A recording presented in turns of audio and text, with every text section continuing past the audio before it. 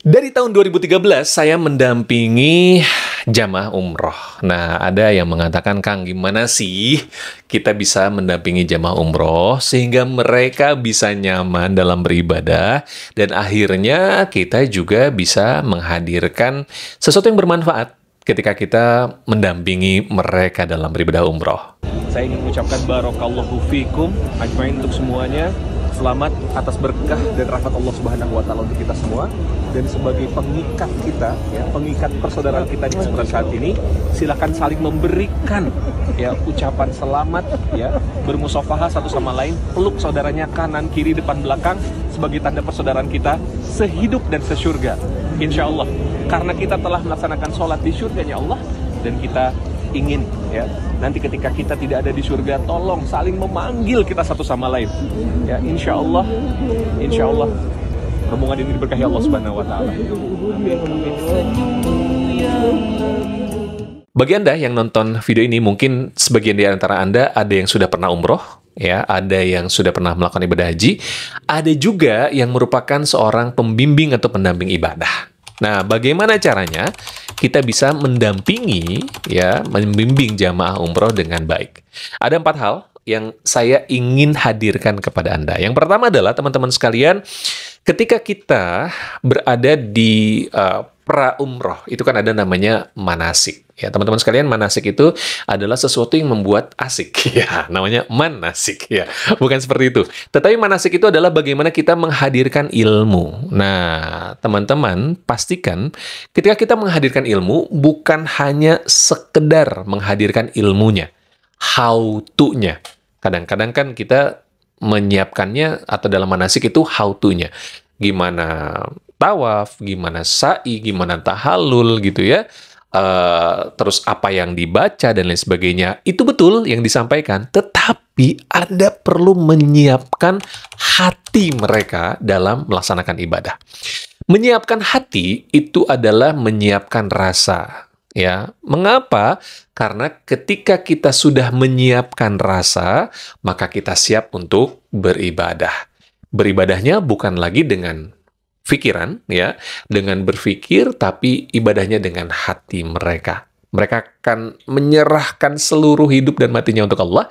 Mereka akan menghadirkan energi untuk Allah. Bayangkan ya, perjalanan Indonesia sampai ke Saudi, sampai ke Jeddah, langsung mereka melaksanakan ibadah umroh, itu capek banget.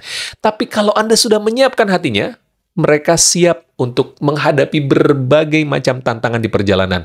Tantangan ngantuk, tantangan ngantri, tantangan kesel menghadapi orang, tantangan juga menunggu waktu boarding, menunggu waktu imigrasi, dan tantangan-tantangan lainnya yang menyebabkan bisa jadi mereka kesel, mangkel, sebel, dan lain sebagainya. Tetapi ketika Anda sudah menyiapkan hati mereka bahwa perjalanan ini adalah perjalanan ibadah, perjalanan ini adalah perjalanan yang akan membawa kita menuju pada Allah, maka kita siap dengan 2 rasa. Yang pertama adalah syukur, dan kedua sabar. Syukur adalah ketika kita mendapatkan kemudahan, maka perbanyaklah hamdalah, sujud syukur atau tahadus bin nikmah. Dan yang kedua adalah bagaimana juga Anda bisa menghadirkan sikap sabar ketika ada ujian, tantangan, cobaan yang ada di hadapan mereka. Oke. Yang kedua, dampingi ibadah mereka dengan rasa. Kalau saya melihat ini seringkali ya di Mekah terutama, ketika kita melaksanakan ibadah ya, banyak tour leader, mutawif, atau pendamping ibadah itu seringkali berdoanya dengan berteriak-teriak. Nggak salah sih ya. Itu diserahkan pada masing-masing. Tetapi teriakan itu nggak masuk ke dalam hati mereka ya. Rabbana atina fid dunya hasanah. Berbeda dengan Rabbana atina fid dunya hasanah. Memang diperlukan misalnya ada headset misalnya ya. Atau ya teman-teman sekalian, sekarang teknologi udah canggih, Anda bisa menggunakan transmitter radio yang murah sekali ya, dan bisa menggunakan handphone. Atau juga bahkan ada sebuah aplikasi, nanti Anda kepoin aja, aplikasi yang bisa digunakan ya di berbagai handphone untuk bisa jadi tour guide gitu. Aplikasinya nanti Coba saya hadirkan di caption ya, seperti itu. Nah, teman-teman sekalian, ibadah itu dengan rasa, so hadirkan dengan rasa, bukan dengan berteriak. Itu yang kedua. Yang ketiga, teman-teman sekalian, dampingi jamaah kita, dampingi orang-orang yang ada di hadapan kita dengan ilmu. Kenapa? Karena ketika kita mengetahui atau mereka mengetahui ilmunya, dampingi ilmu itu akan menghadirkan apa? Ketenangan. Dampingi dengan ketenangan ibadah. Biasanya, umroh pertama itu mereka ragu, gitu. Biasanya setelah ibadah itu mereka ragu, Kang, kenapa ya seperti ini? Kok seperti ini? Nah, itu tugas Anda dalam pendampingan. Memberikan ketenangan kepada mereka dalam beribadah. Misalnya ketika, Kang, kenapa ya kok tadi saya ngerasa seperti ini? Kok tadi saya ngerasa nggak khusyuk? Kok saya tadi ngerasa ini kurang dan lain sebagainya? Ya, kalau saya seringkali mengatakan, ketika kita ragu-ragu datangnya bukan dari Allah, tapi ragu-ragu datangnya dari setan. Banyaklah bertawuz, banyaklah beristighfar, ya, tenangkan diri kita sehingga kita bisa beribadah dengan nyaman, gitu. Dan pastikan setelah melakukan rangkaian ibadah, Anda melakukan evaluasi di grup, dan itu yang akan menghadirkan ketenangan kepada mereka. Nah, saya seringkali mengatakan, kira-kira siapa di antara Anda yang ingin bertanya tentang seputar umroh yang sudah dijalankan? Ya, curhat tentang kondisi kemarin, gitu. Kalau nggak bisa berkumpul, ya di satu majelis, gunakan misalnya WhatsApp dan lain sebagainya.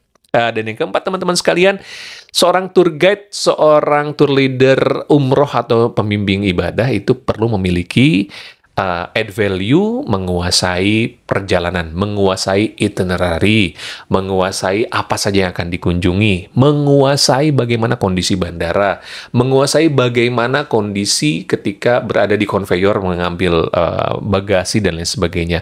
Ya, kuasai dulu ilmu itu, ya, tahu dulu bagaimana caranya, karena sebetulnya Anda punya banyak asisten ya ketika Anda landing, yang membantu Anda seorang porter misalnya. Lalu ketika keluar ada muasasa ataupun ada pihak orang Arab yang siap untuk mendampingi kita dan lain sebagainya. Nah, Anda perlu fluent dan tenang menghadapi mereka ya, dan menguasai perjalanan. Jadi ketika landing, Anda bilang kepada jamaah Anda misalnya, ya, kita akan landing jam sekian dan mohon kita berkumpul terlebih dahulu sebelum masuk ke imigrasi. Nanti ketika masuk ke imigrasi, Bapak Ibu siapkan terlebih dahulu paspor Anda. Jadi mereka udah nyiapin dulu tuh paspornya. Nanti Bapak Ibu akan dicap, setelah dicap, nanti Bapak Ibu perlihatkan capnya kepada petugas setelah imigrasi. Maka baru dipersilahkan untuk menuju ke konveyor. Di konveyor Bapak Ibu sekalian, Anda tidak perlu membawa barang bagasi masing-masing.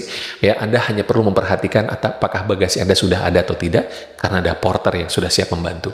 Ya, Anda tinggal keluar, masuk ke dalam bis, dan Anda menikmati perjalanan.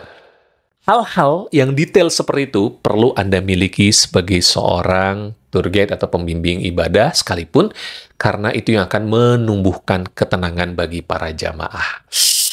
Selamat beribadah, dan kabar baiknya nih ya, untuk Anda para pembimbing, insya Allah ketika kita bisa mengantarkan ibadah mereka, maka pahalanya akan mengalir pada kita semua, para pembimbing ibadah, umrah dimanapun berada.